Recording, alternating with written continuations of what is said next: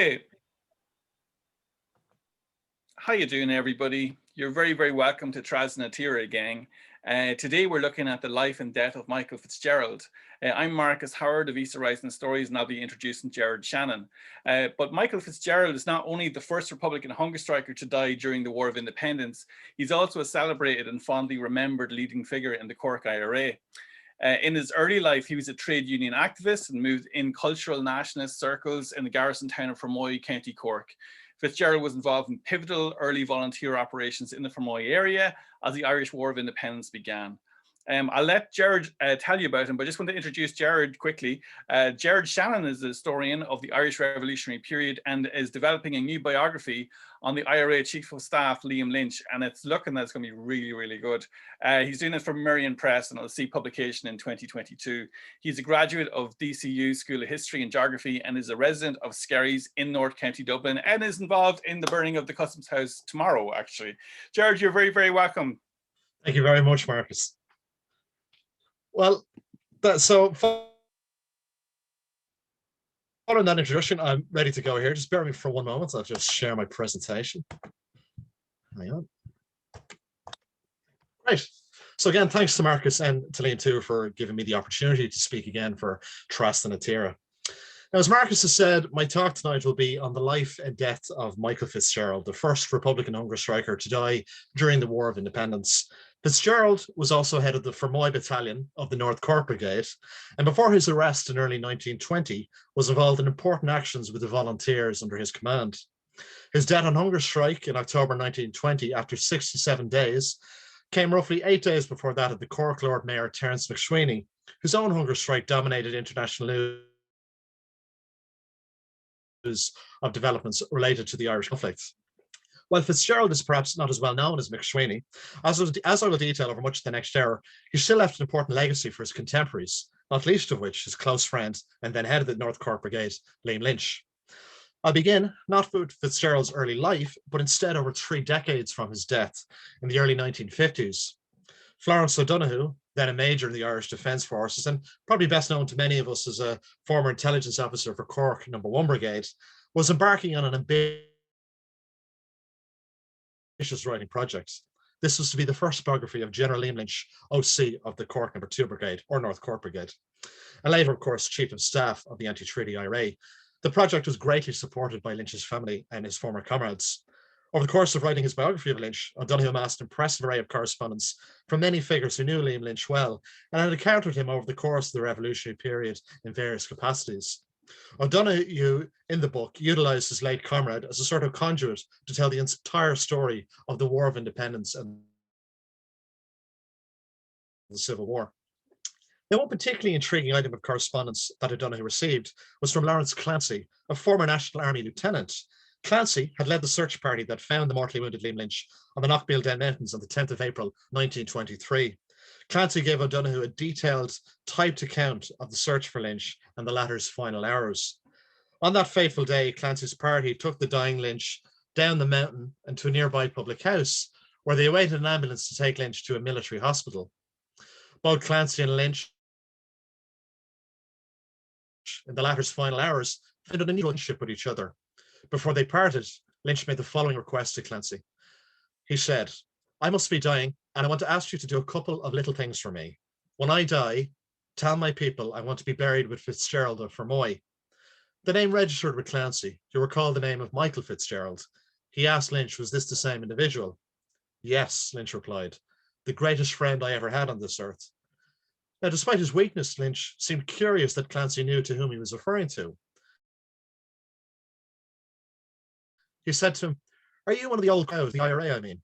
Clancy replied that he was. He made mention to Lynch of 2 of his own brothers who had served in the Tipperary IRA, killed during the Tan War, and that he, Clancy himself, as an IRA member, had been tried by Field Court Marshal in Victoria Barracks in Cork. Lynch raised his right hand toward Clancy and said, "Shake hands. I'm glad one of the old crowd got me." Tears began to stream down Lynch's face, and Clancy realized he too was crying as both men shook hands. "God bless you. I will pray for you," Lynch said. "And you sometimes think of poorly, Lynch, and say a little prayer for me. All of this is a pity. It never should have happened. I'm glad now I'm going from it all. Poor Ireland, poor Ireland." Although Lynch's friend was dead nearly 3 years, it is clear, given their close association, that Michael Fitzgerald's character and friendship had left a lasting impact on Liam Lynch, not to mention also the circumstances of Fitzgerald's death. On the left here is the memorial card for Michael Fitzgerald, and on the right is the monument to Fitzgerald's memory in Fermoy town, which I'll discuss in detail. Both Liam Lynch and Michael Fitzgerald had similar early trajectories during their revolutionary careers. Both, by their young adult years, were based in Fermoy. Lynch had hailed from rural Limerick. Both joined the Irish Volunteers in 1917 after being affected by the events of the Rising, and both were quickly elected as officers and rose in the ranks of the Fermoy Battalion. Beyond some small biographical sketches, the only substantial biography of Fitzgerald remains a lengthy pamphlet called The Price of Freedom, written by the historian Thomas O'Riordan and published around 1970. I'm going to refer to this pamphlet throughout this presentation, which contains many invaluable insights and some oral histories collected by O'Riordan on Fitzgerald's short life. And I think it's a pamphlet well worth republication at some point by somebody. Fitzgerald was born in December 1881 in the rural town of Ballyoran on the main Fermoy Castle Lyons Road. Fitzgerald, growing up, was keenly aware of the activities of the local land league, his father Edmund working as a gardener on the local Briscoe estate. While Edmund is not said to have taken part in the land league himself, the historian Thomas O'Riordan is keen to allege he held patriotic principles. Michael Fitzgerald in his youth took an interest in hearing direct accounts of the Fenian Rising in 1867 from locals. The young Fitzgerald was also a keen reader of Irish history, like many of us, which undoubtedly shaped him. O'Riordan describes Fitzgerald as, quote, a great admirer of Gaelic games. Fitzgerald was also apparently a familiar figure at all the sports meetings in East Cork and competed in long-distance races in the area. Fitzgerald is said to have excelled in the half-mile race, but also won races over 4 miles distance. He was also a keen participant in the Gaelic League in Fermoy. O'Riordan quotes a contemporary of Fitzgerald's who said, quote, he showed responsibility and maturity far beyond his years. Following his departure from school, Fitzgerald worked at the farm of the Ray family at Ray's Cross, just 1 mile from Fermoy. O'Riordan notes in 1898, Fitzgerald took central involvement in the local centenary celebrations of the 1798 rebellion in both the Gaelic League and GAA, where he played both football and hurling, so quite an active man on the sports front. In 1904, the future signatory of the 1916 proclamation, Thomas MacDonagh, took up a teaching appointment at St. Colman's College in Fermoy, and MacDonagh himself was, of course, a devotee of the Gaelic League. It is said that Fitzgerald attended short talks by MacDonagh on Irish history, which he gave after his Gaelic League classes. It was in May of 1900 that Fitzgerald went to work for a number of farming families in the Clondelan area for the next 15 years. He became so well known as a resident in the area, he would often be referred to locally as Mick Fitzgerald of Clondelan. As a young man, Fitzgerald was described about being 5'7" in height, dark hair with painted black moustache, and having quite an athletic appearance. Lynch himself, Liam Lynch, arrived in Fermoy in the autumn of 1915, working as a shop assistant in Barry and Sons in Fermoy. Ernie O'Malley, in an interview with Liam Lynch's godmother and cousin, Hannah Cleary, reveals Lynch was initially a keen supporter of Home Rule, which might come as a surprise to some of us. In addition, when corresponding with one of Liam Lynch's brothers, Florrie O'Donoghue appears to have been surprised to learn Lynch was an early member of the National Volunteers in nearby Mitchelstown. It is curious mention is made that Fitzgerald first met Lynch in 1914, though there's no record or mention of Fitzgerald holding sympathies for the Irish Parliamentary Party or the National Volunteers. In O'Riordan's biography of Fitzgerald, he is keen to stress Fitzgerald had little regard for the Irish Parliamentary Party's efforts to secure Home Rule. A brief reference is made to meeting Liam Lynch in 1914, beginning what is described as, quote, a lasting friendship. O'Riordan references Fitzgerald being of a kindly, gentle disposition. One local would say of him, quote, I knew Mick well for his frank, straightforward manner. There was no double dealing with him. He was straight in everything he did. He was quick to reprove anybody who spoke critically or uncharitably of others, and I never heard a bad word pass his lips. He was a total abstainer, and although he never smoked himself, he always had cigarettes and tobacco in case some of his friends would be short of them. His devotion nature is also referenced in this account when the same individual recalls that Fitzgerald, quote, also practiced a rigorous fast during Lent. This he often carried out unknown to his close associates. From 1915 onward, Fitzgerald worked on the farm at St. Colman's College in Fermoy. Now, on the left here, of course, is a portrait of Liam Lynch, the best known one, dating from August of 1922. And on the right here is another angle of the monument to Mick Fitzgerald in Fermoy town. Behind it, the building there, is the former Wesleyan Church, which is central to the Fermoy arms raid in September 1919, which Fitzgerald was involved in, and I'll discuss shortly. Now, just moving back in the timeline a bit, like others, Fitzgerald joined the ranks of the local contingent of the Irish Volunteers in Fermoy after the Easter Rising, having been radicalised by those events. By April 1917, the strength of the local Fermoy volunteers is said to have numbered around 60. At a meeting in the local Sinn Féin club, the following officers were elected: Liam O'Den as the company OC, Liam Lynch as the first lieutenant, Lara Condon as the second lieutenant, George Power as the adjutant, and Mick Fitzgerald as the quartermaster. From this juncture, the Fermoy company, including Fitzgerald, held regular parades from the Thomas Kent Hall and foot trail carried on in the fields nearby. In one dramatic incident in May 1917, the Fermoy company led a torchlit procession headed by Lynch to celebrate the successful by-election in Longford of the Republican prisoner Joe McGuinness. On the way down Barrack Hill, both separation women and soldiers, British soldiers, attacked the volunteers, during which Fitzgerald received facial injuries. Lynch ordered the company to stand fast and reform ranks. Moving back to the town square, the parade was dismissed. And notice as well that Fitzgerald also was present for the 1918 by-election in Waterford, which saw many clashes there between volunteers and supporters of the Irish Parliamentary Party. In 1917, Fitzgerald changed his employment from St. Colman's College to the flour mills at Clondelan. Until his arrest in 1919, he continued to reside with the Casey family in the village. One member of the family recalled, Mick was a grand character. Everyone in Clondelan thought highly of him. I remember him as a great reader. He had copies of all the books written by Canon Sheehan, Charles Kickham, and other Irish authors.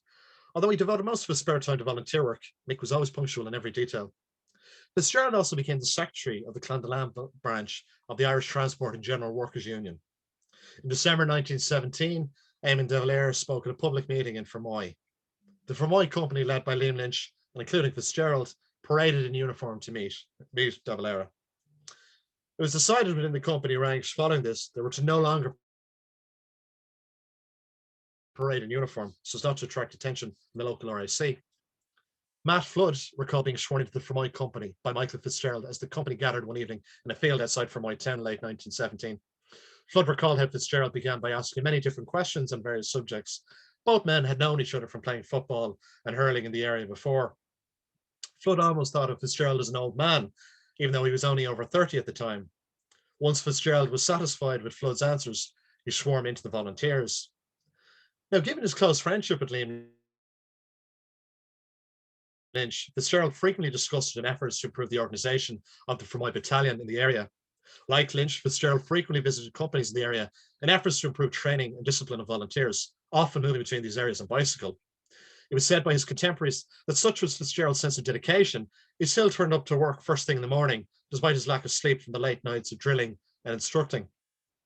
Like other areas, the Fermoy battalion within the Cork Brigade would have prepared for the possible implementation of conscription from Westminster and took part in the national resistance to it. With Lynch, Larry Condon, and Power, Fitzgerald would have devoted his time to preparing for armed resistance in and around Fermoy at the instruction of the Brigade OC, Thomas McCurtain. Both Lynch and Fitzgerald were keenly aware the battalion lacked arms. In May 1918, Fitzgerald, Lynch, and Condon plotted a raid on a train arriving into Fermoy from Cove. On this train would supposedly have been ammunition for the British Army garrison based in the barracks in Fermoy.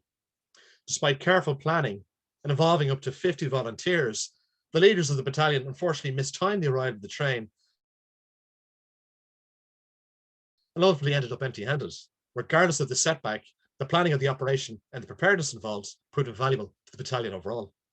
By the beginning of the War of Independence, through arms raids, the Fermoy battalion acquired 8 rifles, 30 shotguns, and a number of revolvers. Fitzgerald, along with others, busied themselves at the Fat English family home in Clondelan, creating homemade bombs and grenades. On the 6th of January 1919, at a meeting presided over by Thomas McCurtain, at Walsh's house at Clashabee near Mallow, the representatives of 7 battalions, including Fermoy, formed the Cork No. 2 Brigade, or otherwise known as the North Cork Brigade. With Lynch elected as the Brigade OC, within his former unit, Mick Fitzgerald became OC of the Fermoy Battalion, with Lara Condon Vice OC and Moss Toomey as the adjutant. From this juncture, Fitzgerald devoted much of his energies to the battalion, continued his visits to each company, oversaw training, and encouraged high discipline among volunteers. Arms has always remained a high priority. Such was the esteem in which his skills as a volunteer officer were held in O'Riordan's view. If not for Fitzgerald's lengthy imprisonment and early death, he would have come to have been regarded as one of the most outstanding officers in Cork in that period. Prior to this, he was central to key events in the area in early 1919. In his Bureau of Military History witness statement, Con Leddy, a member of the Ara Glen company in the Fermoy Battalion, approached Fitzgerald. Leddy suggested a raid for arms and ammunition on the local RSC barracks in Ara Glen, and Fitzgerald was agreeable to the idea and wished to take part. At the time, the RSC barracks in Ara Glen was located in the centre of the village in the townland of the Gortness K. Cork people are going to kill me for this. Gortness K. It was a formidable building, a 2-story L-shaped stone building with slate roof and comprised of 3 rooms upstairs, namely a bedroom and 2 dormitories. The downstairs comprised 4 rooms, a dining room, a kitchen, day room, and the cell, or the black hole, as was known locally. Following a consultation with Liam Lynch in his capacity as the Brigade OC, Fitzgerald took members of the Ara Glen Company who plotted an arms raid on the Ara Glen RSC barracks. When all the constables, save one, departed for morning mass, 7 volunteers entered the rear of the building. They were suddenly surprised by the sole policeman who'd been collecting water from nearby. Throwing the water in the volunteers' faces, the policeman attempted to run away and shouted he would blow their brains out if he had a revolver. Fitzgerald's amusement at witnessing this was noted by those who took part. Con Leddy recalled, quote, Michael Fitzgerald was at this time looking down from an upper window of the barrack and very much enjoying the events taking place below. It was his happy day, and perhaps his last happy day on this earth, although to suffer seemed to be a joy to him. The policeman was held unharmed until the departure of the volunteers following the raiding of the barracks. He thanked them before he left, and it has been suggested the policeman was so grateful for his treatment during the raid, he refused to later identify any of the volunteers, but I'm sure fear played into that too. This raid added to the battalion's arsenal of 6 rifles. This raid added to the battalion's arsenal an additional 6 rifles, a Webley revolver, and a considerable amount of ammunition. In May 1919, Fitzgerald also oversaw the comfort and security of the Fermoy area under Ned O'Brien and Jim Scanlon, following the successful rescue of Sean Hogan and Athlone Station in County Limerick, during which both O'Brien and Scanlon were wounded. It was early in June 1919 that Fitzgerald was arrested at the flour mills where he worked in Clondelan. His arrest was the result of raids and searches by both army and police in the area following the raid at Ara Glen Barracks. A further raid on the house where Fitzgerald stayed revealed a quantity of ammunition. On the 15th of June, Fitzgerald was tried by court-martial at Victoria Barracks in Cork City. Fitzgerald was charged for possession of a quantity of ammunition under the Defence of the Realm Act. While acquitted, he was then immediately rearrested and a further charge put to him to possession of seditious literature. On a subsequent arrival to Cork Jail, due to the continuing efforts of Republican prisoners disrupting the prison on number 10 wing, Fitzgerald, along with others, was placed in 24-hour solitary confinement, only being released on Sunday to attend Mass. The historian Thomas O'Riordan suggests that the isolation and confinement took its toll on the active Fitzgerald. On the 25th of August 1919, Gerard was released where he received a joyous reception among his friends in Clondelan. On the 7th of September 1919, Liam Lynch led members of the Cork No. 2 Brigade in what became known as the Fermoy Arms Raid, a successful attempt by the volunteers to seize arms belonging to members of the locally based Shropshire Regiment as they made their way to a local church. And this would have been the first military engagement the volunteers would have had with the British Army since Easter 1916. Now, Fitzgerald insisted on taking part in the carefully planned operation, which came as a surprise to his comrades given his recent imprisonment. As Lara Condon, the second lieutenant of the Fermoy Company, recalled, quote, Fitzgerald was out only about 10 days when the Wesleyan raid took place. He was in bad form for he had had a hard time in prison, having had about 6 months solitary confinement. At 10:30 a.m. that morning, 14 soldiers and a corporal marched from the British military barracks in Fermoy to make their way to the Wesleyan Church. The church was located at the eastern end of the town of Fermoy, about half a mile from the barracks. Of note, the soldiers carried their rifles at the slope. Around 25 volunteers armed with 6 revolvers between them assembled in groups of 2 and 3 in the vicinity of the church, remaining spread out to avoid attracting attention. Lara Condon led the main attacking party, which included Michael Fitzgerald. One car containing Liam Lynch and the other volunteers drove up behind the marching soldiers. In the vicinity of the church, Lynch emerged from the car and blew a whistle, demanding the soldiers surrender. The soldiers rushed the nearby volunteers, and a confused struggle took place. One soldier swinging a rifle butt at Lynch was suddenly shot dead, and 3 others were wounded. The soldiers were disarmed and their rifles taken to nearby cars. As part of the operation, Fitzgerald was in one of the cars that collected the seized arms. Driving to Comangar, the 14 arms were left in a drain in the Kilmary Woods. As the group dispersed, Fitzgerald walked across the fields with volunteer John Fanning. Both had to keep to the trees as a low-flying airplane was circling the area, apparently looking for the raiders. The ambush in Fermoy had seen the death of 19-year-old Private William Jones, a member of the South Shropshire Regiment. The only major upset among the volunteers was that Liam Lynch himself had been slightly wounded in the ambush and quickly recovered. However, a reprisal by the British military, the first of its kind, followed him from my town that night, wrecking residences and local businesses. Returning to his residence in Clondalane in the early hours of the morning, Fitzgerald was woken by a thunderous knocking on his door. Opening the door, he was greeted by police and military and informed by the officer in charge he was now under arrest. Fitzgerald and 4 others were confined to cells in the local RSC barracks. Following the inquest into Private Jones's death, the following in which the verdict was determined to be unpremeditated, around 200 members of Jones's regiment attacked business premises and residences in Fermoy that night. From their cell in the RSC barracks, Fitzgerald and his imprisoned comrades could hear a crowd gathering outside the barracks during the night shouting, quote, "They are here," and "the murderers."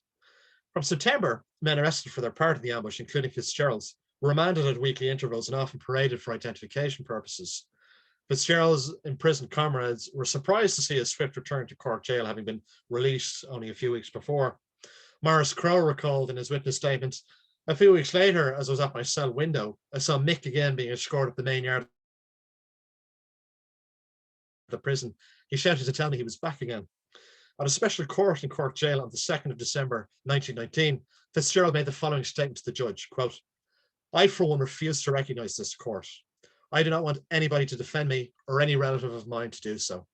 After Fitzgerald spoke, the other prisoners repeated the same statements. These weekly remands continued until the 31st of April 1920, when Fitzgerald and 7 others were charged with the murder of Private Jones the previous September in Fermoy. As he was being moved to the courthouse, Fitzgerald spoke to volunteer John Fanning, who was in the crowd, that, quote, "The Crown Solicitor has put a rope around our necks." During the summer of 1920, the trial was transferred to Derry. There, on the 21st of July, the grand jury acquitted several of the men. However, Fitzgerald, along with 2 others, were deemed to have taken part in the killing of Jones and were remanded in custody. Of note, during the rural local elections in June 1920, Fitzgerald was elected to the Fermoy Board of Guardians and was unanimously elected vice chairman, but he, of course, attended no meetings due to his imprisonment.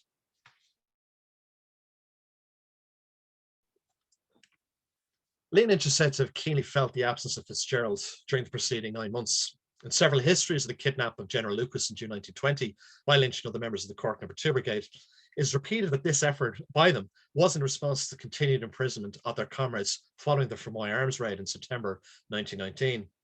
In addition, Lynch is alleged to have conceived of several rescue attempts of the prisoners from Cork Jail, but nothing substantial was to emerge with discussions from the Cork City volunteers.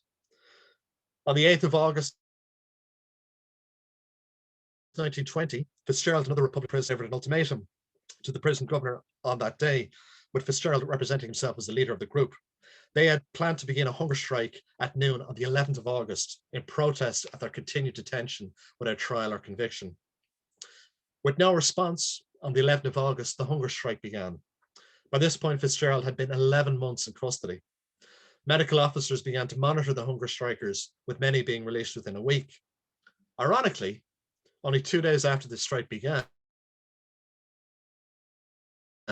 Fitzgerald and Liam Lynch would meet in Cork Jail for the last time. Lynch had been arrested with other senior Cork officers, including Terence MacSwiney at Cork City Hall.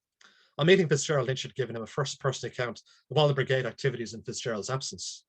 It was assumed that Lynch would now join the hunger strike. However, he was released on the 15th of August. Since Lynch had given a false name to the British authorities, he had clearly never been properly identified. And I think it's certainly a great what if. Like, what if they'd realized they had Lynch in their custody? Anyway, Terence MacSwiney, as we know, was to join this hunger strike. By the end of the second week, the British authorities had released or transferred to British prisons the majority of striking prisoners. This reduced the striking prisoners in Cork Jail from over 50 to just 11 to continue this hunger strike, which included Fitzgerald, with Terence MacSwiney continuing his hunger strike and his transfer to Brixton prison following his trial and sentencing on the 16th of August. MacSwiney, given his high profile, was to keep the world media transfixed as his own hunger strike progressed dramatically in the weeks ahead. Now, IRA General Headquarters had always supported hunger strikes and support for political status, but not conditional release, which is what these prisoners were looking for.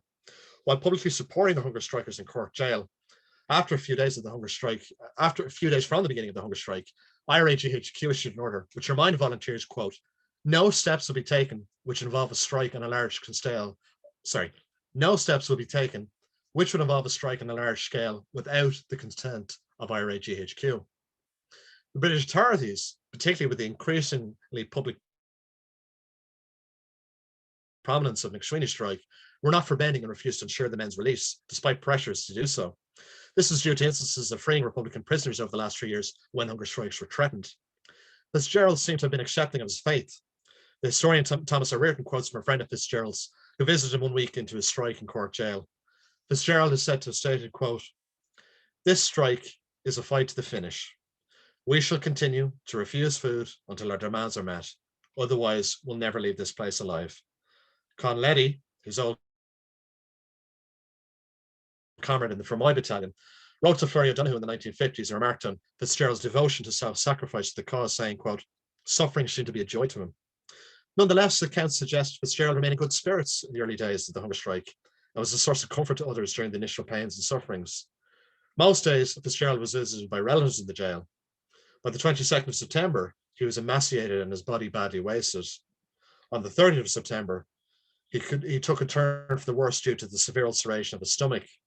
For several days, he could not keep down water. A weakened Fitzgerald at this time said to one relative, I have no complaint to make. They have offered me medical assistance, which I have refused. I'm sorry to be such a cause of pain and anxiety to my relatives and friends. I'm looking forward to death as release from the suffering. I beg God for mercy and for strength to sustain me in this struggle. Now, one frequent visitor to Fitzgerald in the prison was a lady called Miss Sis Condon, whom he had been engaged to, been married to prior to his arrest. Friends of Fitzgerald even attempted to arrange the couple to be married in the prison itself. Fitzgerald had even secured a wedding ring, which he kept under his pillow. Bishop Coughlin of Cork had even granted permission for the ceremony. However, the authorities got wind of this attempt and threatened that if the wedding were to take place, all further visits to the striking prisoners would be halted. Not wanting to deprive the other prisoners of this privilege, Fitzgerald and Condon agreed to not proceed with the marriage. Terence MacSwiney sent the following message of support on the 7th of October 1920 to the 11 Republican prisoners on hunger strike in Cork prison. He was on his 57th day of his own hunger strike. He writes, to my comrades in Cork, on your 57th day, I greet you. I ask you to join with me in the following prayer for our people suffering such persecution in the present crisis. Oh my God, I offer my pain for Ireland. She is on the rack. My God, thou knowest how many times our enemies have put her there to break her spirit. But by thy mercy, they have always failed. I offered my suffering here for our martyred people, beseeching thee, O God, to grant them nerve and strength and grace to withstand the present terror in Ireland, not only for 2 months, but for 2 years if need be, that by thy all-powerful aid, the persecution may end in our time, and Ireland arise at last triumphant. The spirit of prayer will defeat the cunning of Satan. Thy power, O God, is stronger than the malice of the devil. I offer everything thou askest for Ireland's resurrection. It is thy will. Accept our willing sacrifice for our people. May we in dying bring glory to your name and honor to our country that has always been faithful to thee. We rely upon thy mercy to sustain us in the last moment for the constancy of our martyred people and the redemption of our country. God save Ireland. God save, bless and guard the Irish Republic, to live, flourish, and be a model government of truth and justice to all nations. May the liberty of the Irish people shine with thy glory, O my God, forever and ever. Amen. And then he goes on to write, comrades, if we 12 go in glorious succession to the grave, the name of Ireland will flash in a tongue of flame through the world and be a sign of hope for all time to every people struggling to be free. Let the thought inspire us, and let our dying prayer be an exhortation to each other and to our people. Let everyone be prepared to sacrifice everything, and God will at last redeem our country. On the 8th of October, the 11 hunger striking prisoners in Cork prison sent the following reply to MacSwiney. To the Lord Mayor of Cork Jail, your comrades in Cork greet you on your 57th day. Realizing that yours is the harder fight made in the midst of the enemy, we pay homage to your inflexible will. Sustained in our struggle by the will of God and fortified by your example and our confidence on one another, we await with calmness the issue, prepared for death if need be in the cause of the Republic. We gladly join with you in your prayer, committing our people and our cause to the mercy of God. By the 10th of October, Fitzgerald was unable to take a drink of water, and his sight and hearing began to fade. Over the next few days, he was in a semi-conscious state, and on the 15th lapsed into unconsciousness. It was at 9:45 p.m. on the 17th of October, the 67th day of his hunger strike, Michael Fitzgerald died surrounded by priests and nuns reciting the rosary. The historian Thomas O'Riordan depicts a vivid scene. He writes, Father Fitzgerald, the prison chaplain, led the resuscitation of the 15 decades of the rosary. Relatives of the other prisoners knelt outside in the corridor, joined in the responses. At the same time, voices of the huge crowd outside the gates could be heard as they also recite the rosary. As Father Fitzgerald recited the second decade of the third rosary, one of the nuns turned around and said, he's gone. And Michael Fitzgerald on his death was 38 years old. And on the left here is a contemporary news report on his hunger strike. To the right is a picture of the crowd gathered outside Cork Jail praying on the announcement of Fitzgerald's death. So Cork City Hall was unavailable for the laying out of Fitzgerald's remains, being prepared, because City Hall itself was being prepared for the pending expected death of MacSwiney. Instead, Fitzgerald was taken to St. Peter and Paul's Church. On the evening of the 18th of October, Fitzgerald was taken from the jail to the church. It was in the mortuary of the church that his body was dressed in a uniform supplied by Fleury O'Donoghue. 6 battalion commanders of Cork No. 1 Brigade stood as an honour guard in the church during the Mass in the morning of the 19th, but the funeral Mass was then interrupted by a British military party. To the shock of the crowd in the church, the British officers served notice and the priest, Reverend Canon O'Leary, to inform him that only 100 mourners could follow the coffin and not walk a military procession behind it. On the left here is an image of Fitzgerald's coffin being removed from St. Peter and Paul's Church, and the right is the crowd lining the coffin's route through Cork City. On the same day, a military inquest was held on Fitzgerald's death at Victoria Barracks in Cork. Military inquest was held there, presided over by 3 British military officers. The governor testified that Fitzgerald had declined all medical treatments from doctors up to the day before his death. The governor did not believe that Fitzgerald's attitude to the hunger strike had been shaped by visitors to the prison. In addition, the prison doctor gave evidence that he had recommended Fitzgerald's release on medical grounds in early September 1920, but had not received an answer from the prison authorities. The inquest ultimately concluded in typical language of the British authorities that Fitzgerald, quote, was of sound mind and deliberately caused his own existence to end and did feelingly kill himself. Now, from Cork City, Fitzgerald's coffin was taken from there for a funeral mass at St. Patrick's Church in Fermoy town. Arrangements were made for Liam Lynch, then on the run, to pay his respects on the night prior to the funeral. With the lid of the coffin unscrewed that evening in St. Patrick's Church, Lynch looked down on his friend's remains in anguish and sorrow and clasped his hand and then departed the church. O'Riordan writes with a typical flourish, Lynch passed out of the church with set face and down the streets he so often walked with Mick Fitzgerald. Never afterwards did Liam Lynch forget his old comrade. And indeed, before the truce, Lynch wrote to his mother, I'm living only to bring the dreams of my dead comrades to reality, and every moment of my life is now devoted to that end. Thank God I'm left alive to still help in shattering the downed British Empire. Contemporary news reports refer to an impressive crowd in the town to see off Fitzgerald, who was the first burial in what became known as the Republican plot in the local Kilcumper cemetery. Matt Flood of the Fermoy Company recalled immense tension in the air on the day of the funeral in the town, with most businesses closed, while the British military were determined to not allow a large parade to the cemetery. Despite this, members of Fitzgerald's battalion were keen to give their fallen leader a proper send-off. As Patrick Ahern of the Fermoy company recalled, as the remains were being removed from the church, word was received that a force of British military were guarding the bridge over the Blackwater River on the funeral route to Kilcrumper. The volunteers, detailed as firing party, then dumped arms for the time being, and the funeral proceeded towards the bridge where there was a general hold-up, and only a small number of people were allowed to pass the cordon. However, a large number reached Kilcrumper via the viaduct, as I had done on the day of the Wesleyan raid, and there was quite a good gathering at the burial in Kilcrumper, so basically they just didn't go over the bridge, they cut down the banks and just crossed the river.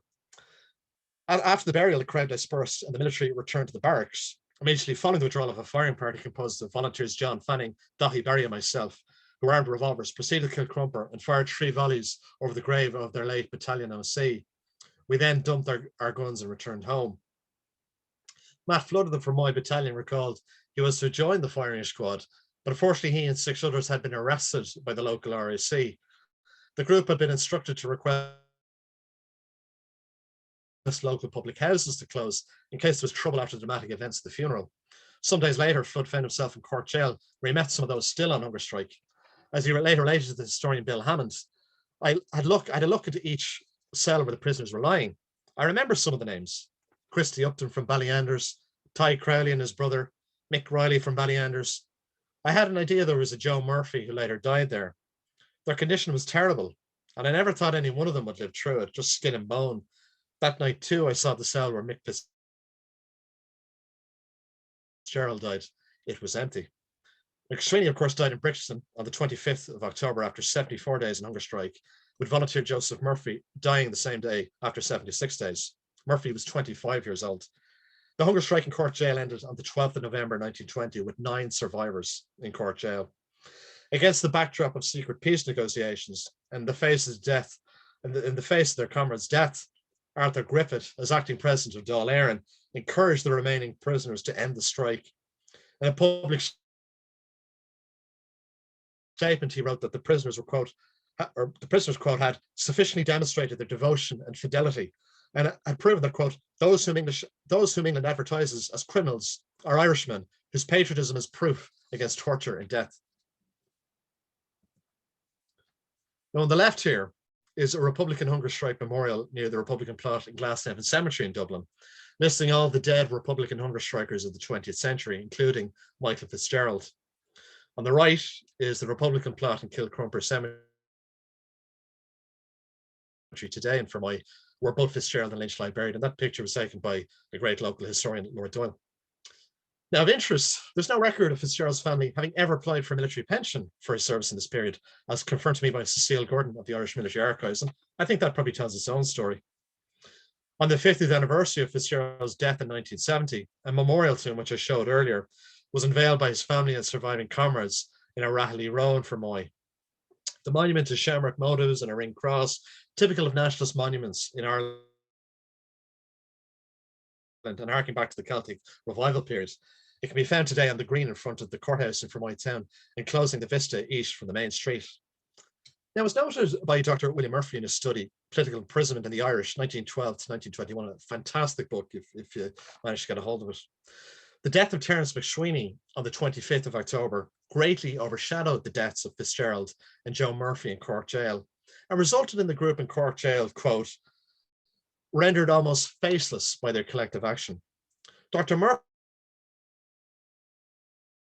further argued that, quote, in their martyrdom, the dead hunger strikers come to exist outside time, joining an ahistorical elite of tradition within Irish nationalism.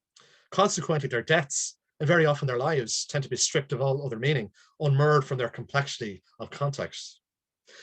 Now, it is noteworthy in the months following the truce, true to the signing of the treaty, and in the lead up to the Civil War itself, Liam Lynch makes frequent reference to living up to what his comrades, such as Fitzgerald, died for. In September 1921, he remarks to his brother Tom, certainly, were it not that I continually think of my dead comrades and the glorious cause we fight for, it would be more than impossible sometimes to carry on. In justice to the unborn, as well as to the dead, past, we have no authority but to fight on. Now, Lynch, of course, on his death, was buried with Fitzgerald in Kilcrumper, as per his request. Of interest, the effect of Lynch's request to be buried with Fitzgerald still left its impact on Lawrence Clancy 3 decades later. Now, as a reminder, Clancy was a National Army lieutenant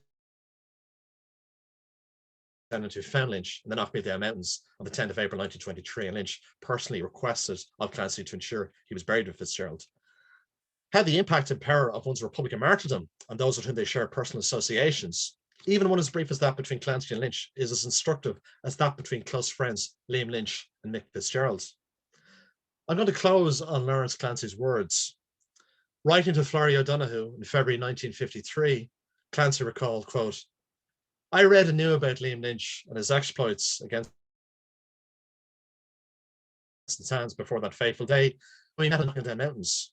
Hence the affection I felt for a great soldier of Ireland, even as my opponent in arms in a regrettable civil war.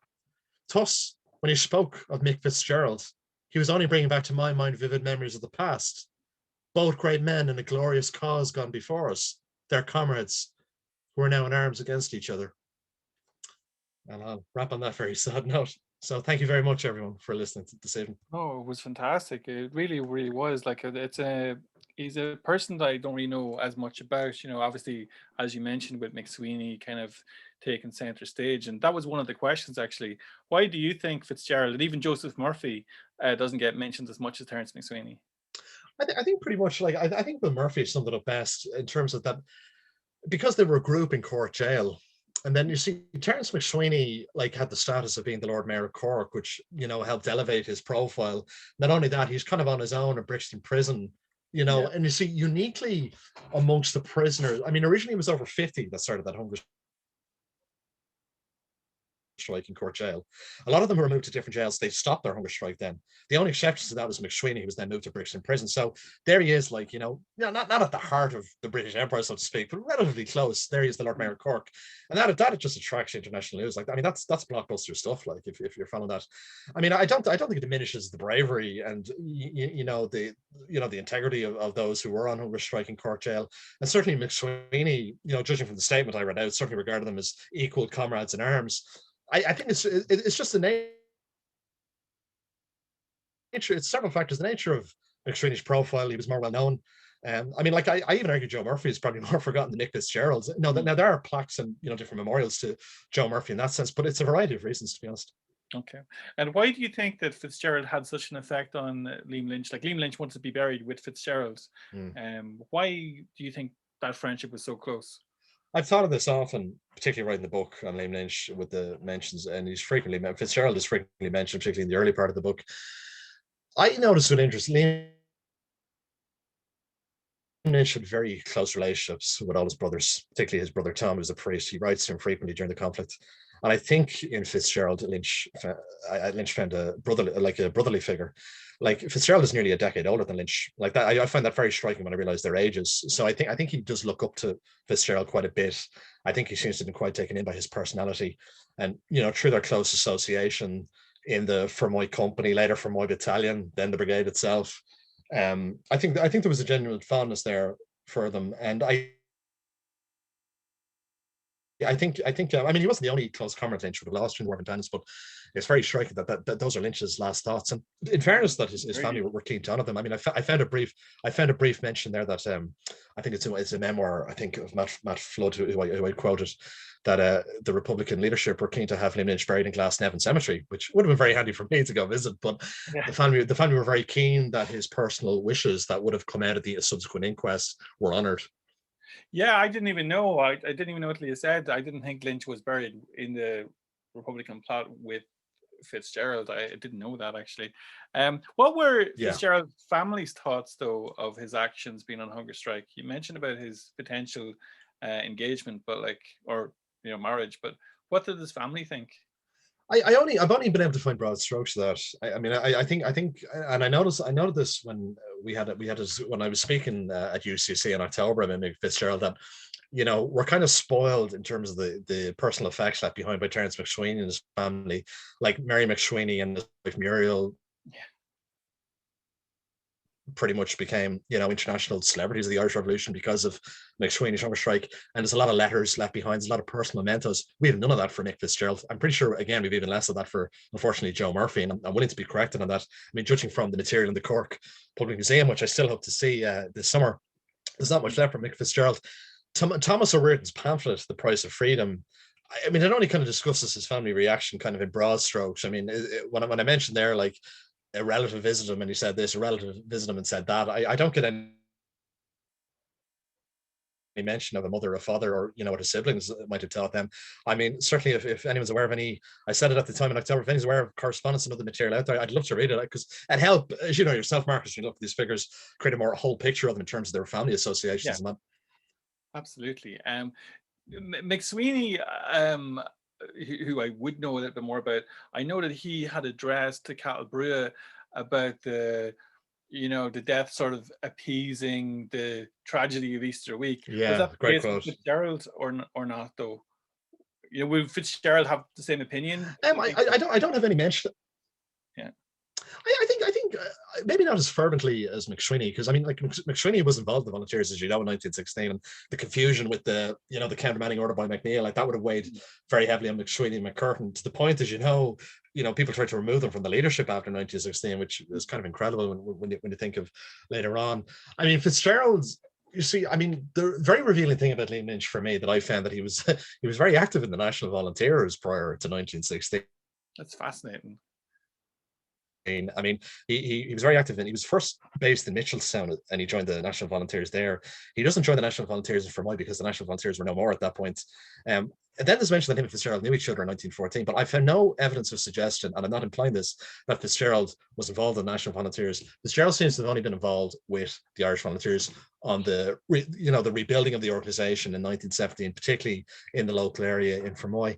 And just on an additional point, actually, just like your earlier question, I saw comments come in there that in terms of the Fitzgerald and Murphy being overshadowed, great point that Joe Murphy died the exact same day as Terence MacSwiney. So that, of course, would have completely obscured him in the coverage at the time as well. Okay. Liam Shorthall has said restricting the numbers of the funeral in very exceptional circumstances sounds very familiar. Yeah, no, I think of that too when I read about curfews in Cork City and Dublin. Like, I was saying that to someone earlier. I was just like, it's surreal when you read that kind of stuff. Like, was there danger in terms of the tactics maybe seen by, let's say, you mentioned Arthur Griffith kind of putting a stop sort of to the hunger strikers, but was there danger that they were losing their best men and there was a fear of this as a tactic or not? I know it's it's very interesting, and Will Murphy goes into this great depth in the book Political in Prison, which I'd highly recommend to anyone listening. The reaction amongst the Republican leadership at the time to hunger strikes was very mixed, to be honest. Like, what the men did in Cork Jail was kind of regarded as a dry run on their own, without consultation so much from the leadership. You have to remember at that point, by the time Griffith implored them to end the strike, and that would have been done privately. It wasn't just Griffith like releasing a public statement, but that's kind of the most definite statement we have on it. I mean, there would have been back channels to the prisoners to end it, but you have to remember by that point it was going on for quite a long time, and there would have been kind of family members, not dissimilar to what happened in 1981, really kind of wishing for them to end it and come off, so to speak. So, I mean, you had the agony of, the very public death of MacSwiney, and obviously Fitzgerald and Murphy followed that. And I mean, that would have been quite, a shell shock to the leadership and, people on the ground. So, I mean, it was kind of the opinion, like, look, you've made your points. You've lasted a lot longer than we thought you would, but, you've made a valiant stand, and you're not doing dishonor to your comrades there. I mean, there would have been very intense debate behind the scenes on that. But as well as that, at the same time, I think this is more coming to the fore in more recent research, and I know Colin Kenny discusses this in his recent biography of Arthur Griffith, that there was back channel negotiations at the time in late 1920. And Marcus, you'd be aware of this yourself, that pretty much broke down because there was a request that give up your arms, so to speak, and that kind of collapsed between the British and the revolutionary movements at the end of 1920. But Griffith would have been central to that at the time, and he would have been aware of that. So it was kind of regarded as kind of a face-saving measure to get them off the hunger strike and bring it to an end, so to speak. Okay. What kind of person do you think Michael Fitzgerald was from your research? He seems to have been very charismatic. very well liked, very friendly. Now, I mean, I'm reading to a degree a biography that was a hagiography of him. Like, you know yourself that you know there's rarely a bad thing said about these people, but like it's very striking that's across the board for many people. I think when 50 people say he was a nice guy, that's the reason he probably was a nice guy. Do you know what I mean? He seems to have been a natural leader. He seems to have been very capable of the organization, the volunteers of the area. He got to know his men on the ground very well. He knew all the company areas. He seems to have kept up his paid job at the same time, which I always admire when I think my own pressures, balancing a job and history writing. And very religious. Like, I mean, there was a mention there that he would have fasted on, particular feast days and that. Like that's always very striking. Very well read in Irish history, which is not untypical of people at the time. Lynch would have been very similar in that respect. That's okay. So they're the broad strokes. Very, very, very athletic and very, very active in sport as well at the time. Okay. We'll read out some comments. Liam Shorthall as well. Guramayagus, Gerard, Miriam Maher, really interesting lecture tonight. Pity the family did not apply for a pension because he would have got a sense of how they were affected by events around Michael's death. Mark Brown has said Joseph Murphy passed on the same day as MacSwiney, so his passing would have been overshadowed to a certain extent. Nice to overlooking them at these times. Catherine O'Leary, Independence Museum Kilmurray will have a major exhibition on the Cork hunger strikers later this year. Oh, I didn't know that. Liam Shorthall. I'll have to see that this summer, actually. Liam Shorthall, is there any indication that Fitzgerald's death was part of what led Lynch to take the anti-treaty side, loyalty to what his dead friend had died for? That would have been a factor, but not just for Fitzgerald. For other people like Lynch would have known who died as well. Patrick Clancy comes to mind. He was killed in August 1920, actually. Lynch had hoped he would lead the flying column of the Cork No. 2 Brigade. So, no, Lynch should have been aware of that and influenced by that. But it was that, I mean, it's memory of his dead comrades. It's his ideology. It's his belief in the strength of the military activities of the IRA to see through the fight and, establish the Republic and so on. It's a number of different factors. But yes, that is very much a part of Liam Lynch's thinking. Patrick Kilfeather has said, thank you for remembering and honouring Michael Fitzgerald and his selfless contribution so that we might enjoy the freedom we now have. And thanks, Gerard, and thank you for a most informative talk, Gerard. And I just like to say, Gerard is really, really coming into his own with the history. Oh my God, the stuff that you've been doing recently in terms of looking at the 1930s with Sean Russell as well. Oh, yeah. And also his book on Liam Lynch is going to be very, very interesting. I can't wait to get my hands on it when it comes out. Thanks very much, Gerard, Marcus. you're very, very welcome once again. Thanks very much. It's a pleasure. All right, take care, everybody. Hope to do another one next year. Good luck. Yeah, definitely will have you. Take care. Bye. See you now.